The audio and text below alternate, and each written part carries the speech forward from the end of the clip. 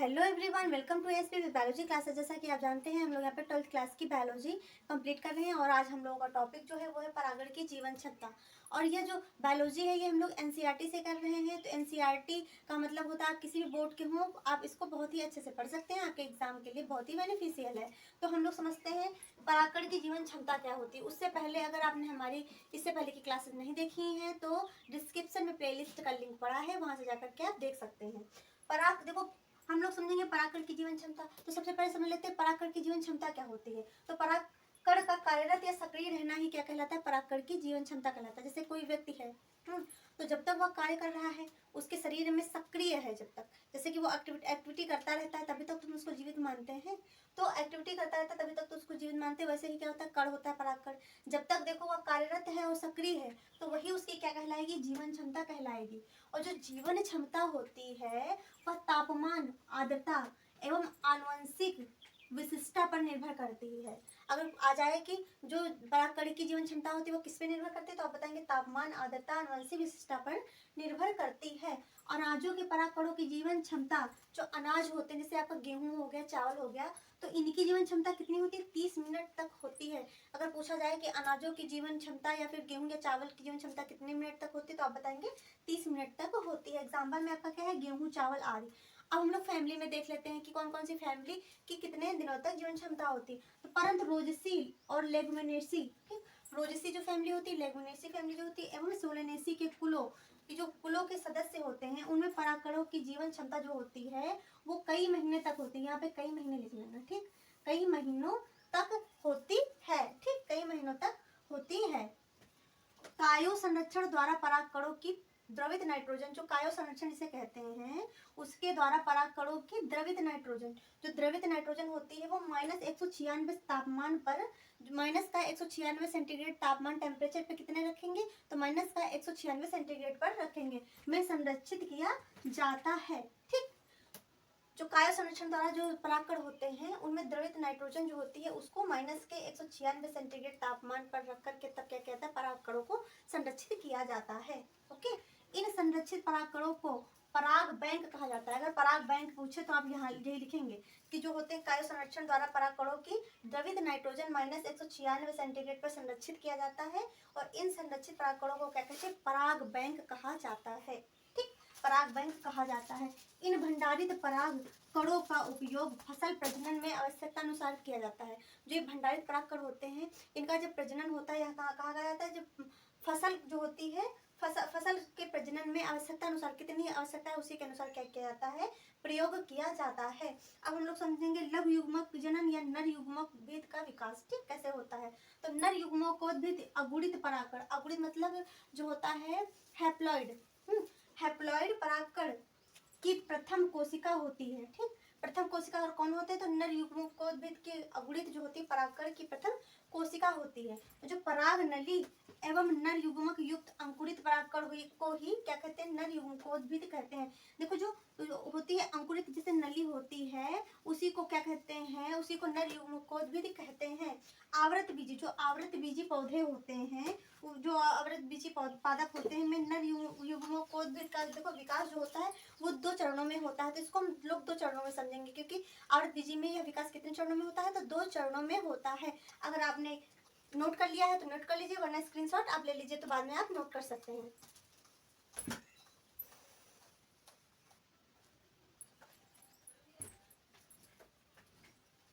आप जानते हैं इसको 2 चरणों में बांटा गया है। ठीक है, 2 चरणों में बांटा गया। तो पहले हम लोग प्रथम चरण समझेंगे। क्या समझेंगे, पहले हम लोग प्रथम चरण समझेंगे। तो प्रथम चरण देखते हैं, यह परागकण के पहले संपन्न होता है। जब परागण जो होता है उससे पहले संपन्न होने वाली यह प्रक्रिया है प्रथम चरण। ठीक है, होता है प्रथम चरण में परागकोश, प्रथम चरण में जो परागकोश होता है, ठीक है, परागकोश से परागण आकार तथा आयतन में क्या करता है, वृद्धि करता है। जो परागकोश होता है वो परागण आकार तथा आयतन में क्या करता है, वृद्धि करता है। ठीक, वृद्धि करता है तथा बाद में समसूत्री विभाजन होता है। जब वृद्धि कर लेता है उसके बाद में क्या होता है, समसूत्री विभाजन होता है। समसूत्री विभाजन होता है। समसूत्री विभाजन के बाद क्या होता है, 2 असमान कोशिकाएं। समसूत्री विभाजन के बाद 2 असमान कोशिकाओं का क्या होता है, निर्माण होता है। जब समसूत्री विभाजन हो जाता है उसके बाद दो असमान कोशिकाओं का क्या होता है, निर्माण होता है। इनमें से बड़ी कोशिका होती है, ठीक। इनमें से देखो एक बड़ी कोशिका होगी, जब दो असमान कोशिकाओं का निर्माण हो, असमान का मतलब होता है एक बड़ी होगी एक छोटी होगी, ठीक है। अगर समान होगा तो दोनों एक एक साइज की होंगी, पर यहाँ क्या हो रहा है, दो असमान कोशिकाओं का निर्माण हो रहा है, इसका मतलब एक बड़ी कोशिका है एक छोटी कोशिका है, ठीक। तो वही लिखा है, इनमें से एक बड़ी कोशिका होती है जिसे क्या कहते हैं, कायिक कोशिका या फिर वर्धी कोशिका या नली कोशिका आप कह सकते हो, तीनों में से कोई भी कह सकते हो। कायिक कोशिका भी कहा जा सकता है जो बड़ी होती है, और वर्धी कोशिका भी कहते हैं, नली कोशिका भी कहते हैं, ठीक। और इस केंद्र को क्या कहते हैं, कायिक केंद्रक, वर्धी केंद्रक, नली केंद्रक, ठीक। जितने नाम वहां पे हैं उतने यहाँ पे भी होंगे। तो इस केंद्र को क्या कहते हैं, कायिक, वर्धी या फिर नली केंद्रक कहते हैं। तथा जो दूसरी छोटी कोशिका होती है, दो कोशिकाओं का निर्माण हुआ था, एक असमान थी एक बड़ी थी और दूसरी कौन सी थी, छोटी कोशिका थी। तो तथा जो छोटी कोशिका होती है वो उसका क्या होता है, कोशिका जनन कोशिका कहलाती है। जो दूसरी कोशिका होती है छोटी कोशिका, वह जनन कोशिका कहलाती है। वह कौन सी कोशिका कहलाती है, वह जनन कोशिका कहलाती है। इसके केंद्र को क्या कहते हैं, जनन कोशिका कहलाती है। जनन कोशिका के अंदर जो केंद्रक होगा उसको जनन केंद्रक ही तो कहेंगे ना। जनन कोशिका के अंदर जो केंद्रक होगा तो उसको जनन केंद्रक ही कहेंगे, ठीक। तो जनन केंद्रक कहते हैं। परागकण का देखो, जो परागकण होता है उसका जब परागण होता है तो द्विकोशिकीय या द्विकेंद्रकीय होता है। कैसा होता है, द्विकोशिकीय भी हो सकता है और द्विकेंद्रकीय भी हो सकता है। अब हम लोग द्वितीय चरण समझते हैं। यह प्रक्रिया जो पहला होता है ये परागण के पहले होती है, और यह जो होती है यह परागण के बाद संपन्न होती है। सेकेंड जो चरण होता है, दूसरा चरण जो होता है वो परागण के बाद संपन्न होने वाली क्रिया है, ठीक। तो यह प्रक्रिया परागण के बाद संपन्न होने वाला कौन सा चरण है, दूसरा चरण होता है। इस चरण में परागण जो होता है वो अंतःजनन छिद्र जो होता है, अंतःजनन छिद्र, जैसे कि आपने केंद्रक देखा होगा, तो देखो ये केंद्रक बना होता है, ठीक। इसके अंदर केंद्रक होता है, इसके ऊपर आपने देखो ये ऐसे ऐसे लेयर देखी होगी और साइड में ऐसे करके बना हुआ होता है। तो वही कहा जा रहा है कि जब परागण होता है तो उसमें क्या होता है, अंतःचोल, जो ये परत होती है इसको अंतःचोल कहते हैं, ठीक। अंतःचोल कहते हैं। और जो ये बाहर की परत है इसको क्या कहते हैं, बाह्य चोल कहते हैं। क्या कहेंगे, बाह्य चोल कहते हैं। जो ये अंदर ये दिख रहा है डॉट, इसको कहते हैं केंद्रक, कहते हैं केंद्रक कहते हैं। तो वही कहा गया है अंतःचोल जनन छिद्र। जो अंतःचोल होता है यहाँ पे देखो डॉट डॉट छोटे छोटे छिद्रों से क्या होती है, जनन छिद्र होती है। तो अंतःचोल क्या कहती है, जनन छिद्र से निकल करके एक नली का निर्माण, ऐसे क्या होता है, एक नली का निर्माण करती है, ठीक। एक नली का निर्माण करती है। इसे क्या कहते हैं, पराग नली। ये जो नली निकली होती है इसको कहते हैं पराग नली। क्या कहते हैं, पराग नली कहा जाता है। पराग नली क्या होती है, वर्तिका से होती हुई जो पराग नली निकलती है वो कहाँ से निकलती है, फीमेल रिप्रोडक्टिव जो पार्ट होता है उसमें कहाँ निकलती है, वर्तिका से होती है बीजांड की ओर जाती है। जो पराग नली होती है वो वर्तिका से होती हुई बीजांड की ओर जाती है। इस प्रक्रिया में पराग नली में उपस्थित जो जनन केंद्रक होता है, जो पराग नली में उपस्थित जो जनन केंद्रक होता है वह समसूत्री विभाजन में कौन सा विभाजन करता है, तो समसूत्री विभाजन द्वारा कितने, दो नर युग्मक बना लेता है। जो पराग नली में जो जनन छिद्र होता है तो समसूत्री विभाजन द्वारा कितने, दो नर युग्मक का क्या करता है, निर्माण करता है, ठीक। दो नर युग्मक का निर्माण करता है। और कायिक केंद्रक भी पराग नली में क्या होते हैं, जो ये कायिक केंद्रक बने हैं, कायिक देखो कायिक या वर्धी या नली केंद्रक जो बने हैं ये भी क्या होते हैं, पराग नली में आ जाते हैं, ठीक। पराग नली में आ जाते हैं। जब पराग नली में आ जाएंगे उसके बाद में क्या होते हैं, ये नष्ट हो जाते हैं। उसके बाद में क्या होते हैं, ये नष्ट हो जाते हैं। अब हम लोग देखो जैसे कि अब ये पहला चरण पढ़ लिया, दूसरा चरण पढ़ लिया, और दूसरे चरण में हमने समझा क्या कि पराग नली जो होती है वर्तिका से होकर के बीजांड की ओर जाएगी। तो यहाँ पर फीमेल जो रिप्रोडक्टिव पार्ट है जो कि जो फ्लावर का है तो उसमें जा रहे हैं। तो इसके बाद हम लोग समझेंगे जयांग, ठीक। जहां से क्या होता है, जहां से ये बीजांड बनता है, बीजांड का निर्माण होता है।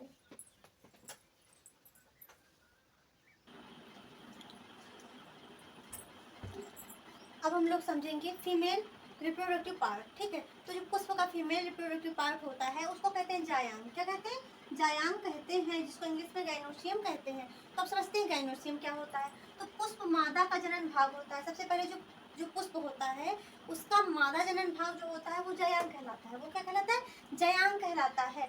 इसकी इकाई अगर पूछा जाए जयांग की इकाई क्या होती है तो आप बताएंगे स्त्री केसर या फिर अंडक होती है। क्या होती है, स्त्री केसर या फिर अंडक होती है, ठीक है। तो स्त्री केसर के अब कितने भाग होते हैं, जो फीमेल रिप्रोडक्टिव पार्ट होता है उसके कितने भाग होते हैं, तो उसके 3 भाग होते हैं। कितने भाग होते हैं, 3 भाग होते हैं। जैसे कि ये स्त्री केसर, फीमेल स्त्री केसर, तो ये बना कैसे है, देखो अब हम आपको बना के बता दे रहे हैं। तो ये बना कैसे है, तो देखो ये ऐसे करके एक नली नुमा संरचना आई है, ठीक। फिर उसके बाद फूला हुआ भाग है और इसी के अंदर क्या होगा, बीज जो है वो उपस्थित होगा। ठीक, ऊपर ये भाग जो होता है ये कहलाता है वर्तिकाग्र। ये कौन सा भाग कहलाता है, ये वर्तिकाग्र कहलाता है। और ये धागेनुमा संरचना जो होती है, नलिनुमा संरचना, इसको कहते हैं वर्तिका। क्या कहते हैं, वर्तिका कहते हैं। और जो ये गोल भाग होता है इसको कहते हैं अंडाशय। अंडाशय क्या, ओवरी कहते हैं। और ओवरी के अंदर क्या होता है, बीजांड होता है। ओवरी के अंदर क्या होता है, बीजांड होता है। ठीक है, तो स्त्री केसर या फिर अंडक आपस में क्या होते हैं, जुड़े होते हैं। जो स्त्री केसर होता है और अंडक क्या होता है, आपस में जुड़े हुए होते हैं। तो यह क्या कहलाता है, युक्तांडप कहलाता है। जब स्त्री केसर और अंडक आपस में जुड़े होते हैं तो वह प्रक्रिया युक्तांडप कहलाती है। क्या कहलाती है, युक्तांडप कहलाती है। और इसका एग्जाम्पल अगर पूछा जाए युक्तांडप का क्या होता है, तो पेपेवर आप बताएंगे। क्या बताएंगे, पेपेवर बताएंगे। ओके, तथा जब अंडे आपस में, जब जो होता है अंडा और जो जब अंडा और स्त्री केसर जब आपस में जुड़े नहीं होते हैं तो वह वियुक्तांडप कहलाता है। क्या कहलाता है, वियुक्तांडप, यानी कि अंडा और स्त्री केसर क्या है, आपस में जुड़े हुए नहीं है। तो यह प्रोसेस क्या कहलाएगी, वियुक्तांडप कहलाएगी। कौन सी कहलाएगी, वियुक्तांडप कहलाएगी। और इसका जो है वियुक्तांडप का अगर एग्जाम्पल पूछा जाए तो माइचेलिया है। क्या है, माइचेलिया है। अब हम लोग समझेंगे स्त्री केसर के भाग। जो है हम लोगों ने वर्तिका और अंडा से समझा, तो इसके अब हम लोग क्या समझेंगे, भाग समझेंगे कि इसके भाग कितने, ये भाग हम लोगों ने पढ़े, इनको क्या करेंगे, डीपली समझेंगे कि वो जो जयांग है उसके भाग हम लोग समझेंगे। तो आइए समझते हैं स्त्री केसर के भाग। तो सबसे पहले स्त्री केसर में क्या पाया जाता है, जयांग, स्त्री केसर या फिर जयांग में क्या पाया जाता है, सबसे पहले वर्तिका पाई जाती है, यानी कि स्टिग्मा पाया जाता है, इसको इंग्लिश में कहते हैं। तो स्त्री केसर का सबसे बड़ा भाग, अगर से पूछा जाए कि स्त्री केसर का सबसे बड़ा भाग किसे कहते हैं, तो कहते हैं आप वर्तिकाग्र को। ठीक, तो सबसे बड़ा और चौड़ा भाग स्त्री केसर का होता है, वर्तिकाग्र होता है, जो परागकणों को क्या करता है, ग्रहण करने का कार्य करता है। वर्तिकाग्र ऐसे मुंह फैलाए है। ठीक, मुंह फैलाए, जितने भी परागकण होते हैं, बाहर से आते हैं, उसमें क्या वर्तिकाग्र में चिपक जाते हैं। ठीक, चिपक जाते हैं और क्या करते हैं, उसके बाद जो नली होती है वो परागकण को क्या कर लेती है, ग्रहण करने का कार्य करती है। हम लोग पढ़ेंगे वर्तिका यानी कि स्टाइल। क्या पढ़ेंगे, स्टाइल वर्तिका पढ़ेंगे। तो यह पतली जो होती है जो यह रचना दिख रही है, पतली आपको गुड़हल के पेड़ में आपको साफ साफ दिखाई देने को मिलेगी। जब उसका डिसेक्शन करते हैं तो पतली होती है और धागेनुमा संरचना होती है। कैसी होती है, पतली और धागेनुमा संरचना होती है। अब हम लोग समझेंगे अंडाशय यानी कि ओवरी किसे कहते हैं। तो वर्तिका के नीचे जो ये वर्तिका होती है, जो स्टाइल होती है, इसके नीचे जो ये फूला हुआ भाग दिख रहा है आपको, फूला जो गोल हुआ फूला सा भाग दिख रहा है, इसको कहते हैं अंडाशय कहते हैं। क्या कहते हैं, इसको अंडाशय कहते हैं। और जिसके अंदर अंडा, अगर पूछा जाए अंडाशय के अंदर क्या उपस्थित होता है, तो अंडाशय के अंदर बीजांड उपस्थित होता है। अंडाशय के अंदर क्या उपस्थित होता है, तो अंडाशय के अंदर बीजांड उपस्थित होता है। आपको इतना क्लियर हो गया होगा। अगर आप स्क्रीनशॉट लेना चाहें तो आप स्क्रीनशॉट ले सकते हैं। अब हम लोग आगे बढ़ते हैं।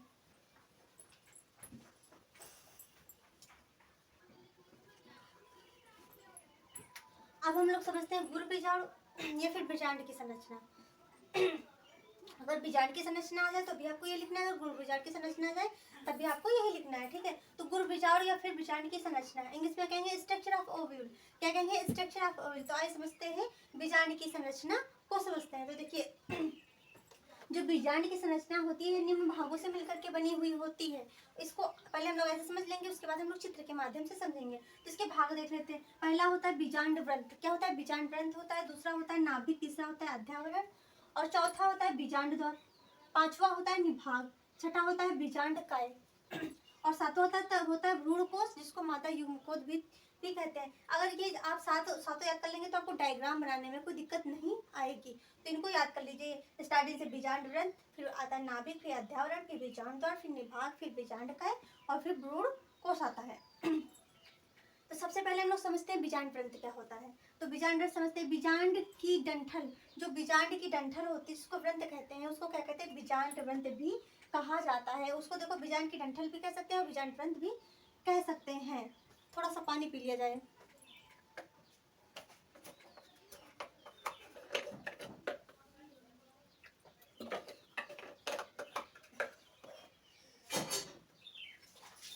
अब हम लोग समझते हैं नाभिक। ठीक, नाभिक क्या होता है, तो जिस स्थान पर बीजांड व्रंत तथा बीजांड, ठीक, बीजांड व्रंत जो डंठल होता है और जो बीजांड होता है वो आपस में जुड़े होते हैं, उसको क्या कहते हैं, बीजांड व्रंत कहते हैं। क्या कहते हैं, बीजांड व्रंत कहते हैं। अगर पूछा जाए बीजांड व्रंत किसे कहते हैं, तो आप बताएंगे जिस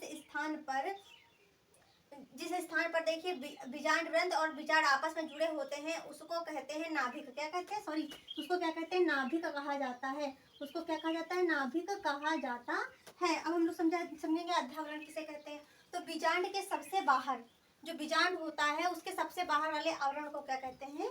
बीजांड वृंत कहते हैं। और जो द्विनिषेचन के बाद क्या करता है? बीज चोल का निर्माण करता है।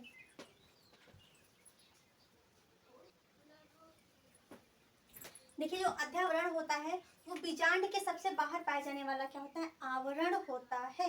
ठीक, जिसको क्या कहते हैं? अध्यावरण कहते हैं। जिसको क्या कहते हैं? अध्यावरण कहते हैं। और जो द्विनिषेचन के बाद क्या करता है? बीज चोल का निर्माण करता है। जो अध्यावरण होता है द्विनिषेचन के बाद क्या करता है? बीज चोल का निर्माण करता है। ठीक, बीज चोल बनाता है। अब बीजांड द्वार समझेंगे तो बीजांड के जिस स्थान पर अध्यावरण, ठीक, बीजांड जो होता है उसके जिस स्थान पर अध्यावरण क्या होता है? अनुपस्थित होता है। क्या होता है? अनुपस्थित मतलब यानी कि बीजांड के जिस स्थान पर अध्यावरण नहीं पाया जाता है उसको क्या कहते हैं? बीजांड द्वार कहते हैं। अगर अध्यावरण नहीं पाया जाएगा तभी तो निकलने की जगह होगी, रास्ता होगी, तभी तो उसको क्या कहते हैं? बीजांड द्वार कहते हैं। अब हम लोग समझते हैं निभाग। निभाग क्या कहते हैं? तो बीजांड द्वार जो होता है उसके ठीक विपरीत, क्या, ठीक विपरीत भाग को क्या कहते हैं? निभाग कहा जाता है। ठीक, अब इसको हम लोग डायग्राम के माध्यम से समझेंगे।